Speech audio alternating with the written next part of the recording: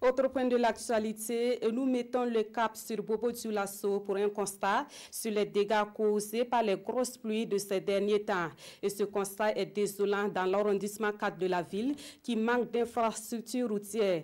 Mais la bonne nouvelle est que l'État et la commune de Bobo-Dioulasso s'engagent à réaliser des ouvrages d'évacuation des eaux de pluie dans cet arrondissement. On en sait plus avec Moussa Tamboura et Karim Sissi. Cette voie de l'arrondissement 4 de la commune de Bobo-Dioulasso est l'une des voies les plus empruntées par les populations. Et pourtant, il est souvent difficile pour les usagers de circuler sur cette voie après une grande pluie. Cette difficulté sera bientôt rangée dans les oubliettes car les autorités prévoient des travaux de réfection. Il est prévu non seulement le reprofilage tout de suite, mais aussi le ministre des Infrastructures a promis de nous accompagner à bitumer cette voie. Ça va de la nationale numéro 1, en passant devant le CSP du secteur 24, jusqu'ici à l'école 3D, et continuer et aller jusqu'au Marigot. Voilà. Et la commune va se charger de faire un dallo là-bas pour permettre une traversée facile pour aller directement au CEMA.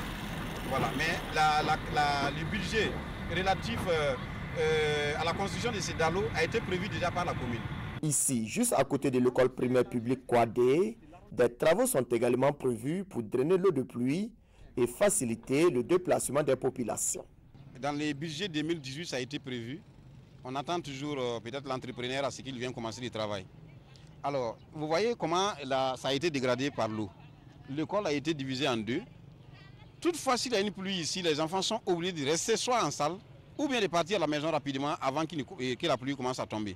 Parce qu'une fois que la pluie commence, ça devient une difficulté pour les enfants de traverser ici. Même pour les personnes âgées, c'est difficile de traverser n'en parlant pas des enfants. Donc, de l'autre côté du bâtiment se trouve une voie où la nécessité de creuser un caniveau est attendue. Toutefois, si le caniveau est creusé là-bas, les eaux, au lieu de traverser l'école, passeront par là-bas directement pour aller au Marigot. Toujours selon le maire du dit arrondissement, plusieurs autres voies de son ressort territorial connaîtront des aménagements. Si pour certains endroits, des reprofilages de routes sont en vue, pour d'autres, ce sont des constructions de caniveaux. À noter que les travaux de ce type sont aussi prévus dans les autres arrondissements de la commune de Bobo-Dioulasso.